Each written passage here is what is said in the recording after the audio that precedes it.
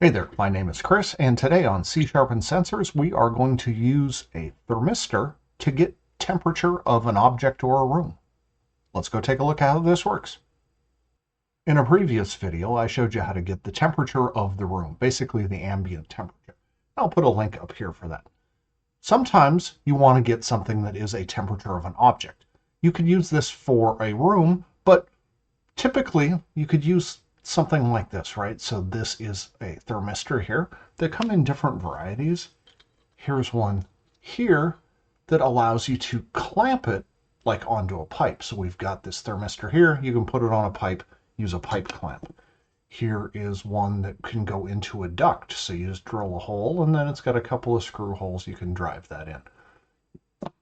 They come in a variety of configurations. Oftentimes, like this one here, you can see it's potted, so it's got some sort of, I don't know, epoxy or something in there, so it's waterproof. So you can drop that down into water, get the temperature of whatever, something like, maybe an aquarium or something like that.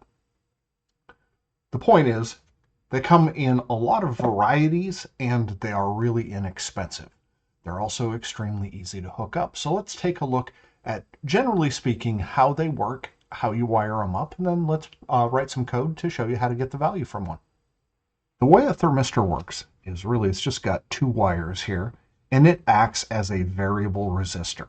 There are two different types, one that gets more resistance as temperature goes up, and one that the resistance goes down as temperature goes up. The NTC, which is temperature going up causes resistance to go down, is the more common, and that's what this one here is. Basically, we use this, since it's a variable resistor, we're going to use it in a voltage divider. So schematically, we would have something like our 3.3 volts, and we would come through one resistor. Now, typically this is how I wire it. This is called high side. So this is our thermistor here. It's basically acting as a resistor, and typically they're somewhere around 10K. They're often called a 10K thermistor. And then we go through another resistor that we will add and typically use the same so that it's matching. So this is a 10K. So this basically divides it in half or close to half, and then we tap right here in between, and then this comes over to our analog to digital controller on our microcontroller. That's really all there is to it. So generally you get a thermistor, find out what its resistance is, and get a matching resistor and put that to ground. You can swap it where the thermistor is connected to ground and your known resistor is connected to your VCC, your input or reference voltage. But this is how I'm going to wire this one up. The driver I'm using allows you to do either of these. It lets you adjust this value, this value. It's got a lot of options. But for simplicity, we're just going to use a 10K thermistor, one of these, a 10K resistor to ground. So we're going to hook it up high side from 3.3. So let's go wire this up and we'll take a look at how that works. So today we're going to be using this Yoshi Pi. It uses the Raspberry Pi Zero. It's worth noting the Raspberry Pi Zero does not have analog to digital in it. So we've got some ADCs right here. So these come through and we can either run in here or they've got one over on the microbus. We'll just use it because it's easier. Don't even require a screwdriver. And so I've got positive comes in and it's on this row here. And then I've got another row that goes to ground through this resistor. So we're going to take our thermistor and I just soldered on this here. And so we can just plug it right in like that. Oh, helps if I get it into the right spot.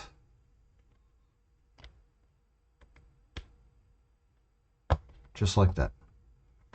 So you can see voltage comes in, comes through the thermistor, back out to ground, and then this yellow wire is our analog, comes over to our ADC here.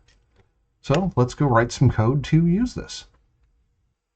As usual, I'll use Visual Studio. I'll create an IoT application for the Yoshi Pi. We're going to call this thermistor sample and create it.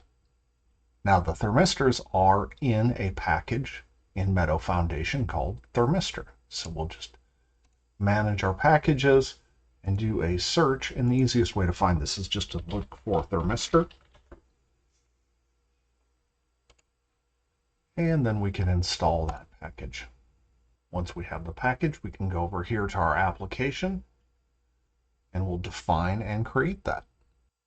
So the first thing we'll do is we will declare a thermistor, and then we'll create it here in initialize.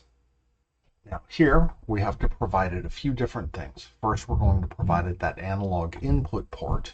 In this case, we're going to be connecting it to the microbus, so microbus 1, the AN pin.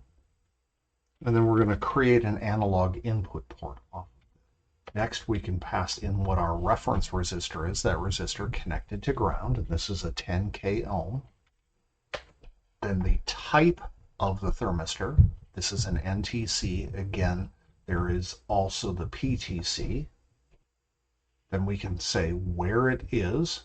We are connecting to the high side, so the thermistor is connected to our VCC or our reference voltage.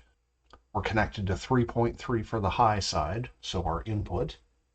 There are a few other things that we can pass in, like a beta value, some other things that affect the curve of the thermistor. Really, for a default off-the-shelf one, this is going to be close enough. So that creates it. Now down here in run, I'm going to remove that, and we'll just create a loop here. Once a second, we will go read the thermistor and print it out to the screen. And because it comes back as a unit, we could print it in Celsius or Fahrenheit. I guess we could also do Kelvin, but we will just select one. Pick Fahrenheit today. We'll go with 1 decimal place, just like that. So again, we define it, we instantiate it, and then we just read it. That's all there is to it here. So let's deploy this app and take a look at what it looks like when it runs.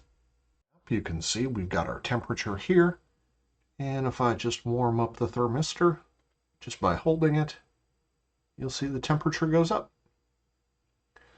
And really that's all there is to it for using a thermistor for getting the temperature of, you can use it for a room or an object, something along those lines. That's all I got for you today. Thanks for watching.